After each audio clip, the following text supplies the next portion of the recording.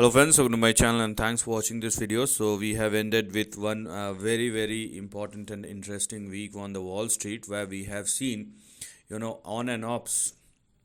The market one day is going higher and 2 days going lower, and then again it is moving higher. And this on and off is not because of market forces or global events. This is because of on and off policies. And market don't like these kind of unnecessary tremors and uncertainties. A bull market may climb the wall of worry, but unwanted uncertainties may create a black swan kind of event if it continues to go on beyond a certain point. And it will definitely have an impact on the currency as well. So maybe we are talking about the US market, so obviously I'm talking about the dollar, but beyond a certain point, if things are going on and off the track, then obviously people start losing faith, and that is something which is the base driver behind the market movement. So if that phase waves out, or if that faith, I mean, slowly but steadily or sometimes very fast, fades away, then it will create big problem on the Wall Street. So that's the basic theme. Please keep this thing in your mind. Maybe in this video I'm talking about the upcoming week, but it will have an impact going forward as well. So with this, let us just start analyzing the market and let us see what has happened. Now, one most important thing is VIX. Even after the close, which is down by 6%, VIX closed at 23.23, 23.37, which is way higher than 14 or 15 or 13 or 15. I mean, that's the base mark. If it continue to trade and sustain above 15, in the US market, it creates volatility, and it is way higher than 15. So please understand, things are not looking good as far as the data is concerned. Now let's start analyzing with the base index, which is Dow Jones. And because of this volatility, I mean, you cannot simply stay within the range, because uh, you know volatility beyond a certain point will expand the range. So here we are right now. Maybe Dow Jones is indeed trading in between this range, where we have our support and stop loss right now at this particular level, which is 42,000. Below 42,000, further downside will start again, and we have target or resistance at 45,165 or 166. So if you are looking for a fresh uptrend in Dow Jones, let it surpass and sustain above 45,165 or 45,170. But I have said this thing in my previous video. If you haven't checked it yet, please go and check it, because if it continue to trade and sustain below 45,000, even if it is not breaking below 42,000 right now, but eventually this is the range which is popping out. So I mean, there may be time correction, there may be price correction, depend upon how the market will behave, but things are not looking good in the near term. Whether it will just restrain itself in the near term, or it will go in the, or the volatility can impact the intermediate trend as well, that time will tell. But right now this is the situation, and if Dow Jones falls below 42,000, then the next big support may occur in Dow Jones in between 37,000 and 39,000. So things are not looking good. I mean, you have to stay very careful right now. If you want to go extra bit of long, then that is not the right way to do it. And yes, I'm not saying that market cannot swing higher, but we want clarity, specific clarity right now in Dow Jones. Let it surpass and sustain above 45,165. If it trades in between this range and market started moving higher, it does not make any sense unless it surpasses the all-time high. Please understand this. Now let us talk about Nasdaq. So this is what we have here. Here also, in all the index, I would keep my view as same as we have seen in Dow Jones, because these on and off policies will definitely impact the market, and market gets impacted big time. There is no doubt about it. So for Nasdaq, we right now have our target or resistance at 18,756. So let it at least surpass and sustain above 18,756. Although if you are looking for an uptrend, then for that to happen, Nasdaq must surpass 20,270. But if Nasdaq continue to trade and sustain below 18,756, which it is right now, then the next potential support, so it is trading at its support, as you can see. So if you are looking for an upside, so Nasdaq is something which can swing higher from here on.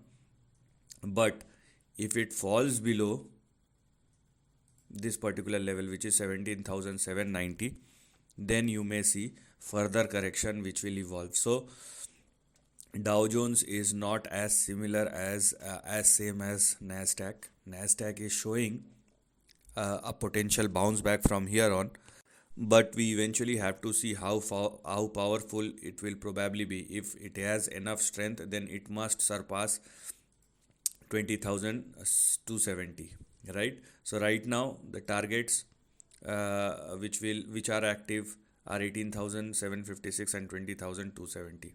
So this is one positive index, but please do not go below 17,790.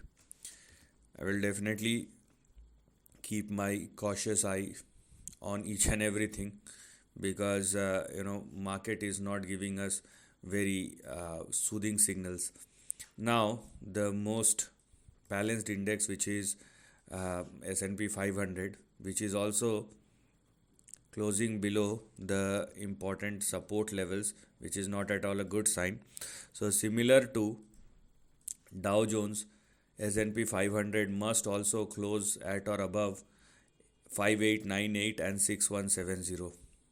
So if you are looking for a big uptrend, a fresh uptrend, then let it surpass and sustain above 6170. But if it continue to trade and sustain below 5898, so right now it is taking support at or above the green line, which is the 200-day simple moving average. But if S&P 500 continue to trade below 5898, then this is the next potential range. Okay, and you will definitely see further correction. So that's why even if the Nasdaq index is looking good, maybe it can move, or it can move like a lone wolf in the market, but overall the market is not giving us very good signals or very bright signals overall. So this is what we have here as far as the lower end of the range is concerned. And as I told you, if S&P 500 continue to trade below 5898, then over a period of time it may revisit its next big support, which will be in between 5,000 and 5,300. So this will probably be the next big range, which has technically opened up. Okay, so you have to be very careful in the market. That's the bottom line.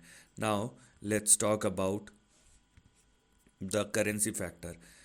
Now, instead of all these things happening in the market, where because money is flowing back to the US because of the policies and this and that, but when you try to change or try to alter, not change, but right now there is an alteration process which is going on. I mean, every coin has two sides. It's not going to work one way only. It will definitely have both sides active, and beyond a certain point, if things continue to go on, we are talking about some very serious problem, which is dependent upon country to country relationships. So beyond a certain point, it will definitely have an impact on the currency, and probably it has started. We don't know yet, but the kind of geopolitical events which is I would say unfolding, or which has unfolded in the last couple of weeks and probably unfolding in the upcoming weeks, is not giving us a good signal. And eventually, if you are thinking, or those who are thinking that dollar is a safe haven, because of this uh, uncertainty, things may not looks good as it seems to be. And rather than this, I would rather change the pattern, although these two levels are very important. But here we are, there is a flag kind of pattern which is currently evolving from here. So if you want a breakout, then let it surpass and sustain above 109 or more. But this is a positive pattern. Technically, this is a positive pattern. But what if it falls below 99? That's the problem. Right now, it is clearly visible that dollar index is moving towards 199. But if it falls below 99, it will create massive pressure on the dollar index, and dollar index may even swing back to 90 or even 88. So volatile days ahead, and it is not restricted within the next 4 or 5 trading session. It will have impact on the broader time frame. And I just hope and pray that this volatility you know may not impact the larger trend, or not even the intermediate trend. Right now it is impacting the near term trend, so I think let's be it. It must not go beyond that, otherwise it will create big issues or big problems in the market. So overall, you may find opportunities on single instruments. I mean, there are multiple instruments available in the US market, but overall market is giving us uncertain signals, so you have to deal or bear with that. Now I think that we have to check the so this is the gold future chart. Yes, you can clearly see when the uncertainty is high, gold is one thing which will definitely move higher, and this is what we can clearly see as far as the overall price chart of a long term chart of gold futures. And it's been moving higher with a great strength, no doubt about it. And so why do you think, this is a question, I mean, if you have your thoughts, please let me know in the comment section. Why do you think when everybody is running for dollar and simultaneously gold is also moving higher?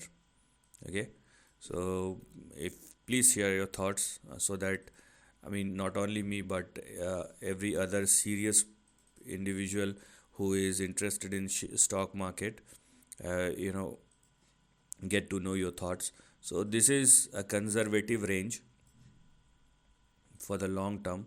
So the way the uh, price chart of gold futures is moving may retest at least this range, which will be in between 5,000 and 6,500. So this is the next big destination towards which the dollar index is moving and will probably move going forward. So I mean, signals are not looking good in the market, please understand this. And these are a safe haven investment, and if it is moving higher, it is definitely giving us some signals which we have to which is in a coded language, and we have to decode it. This is the end of the video. Thanks for watching.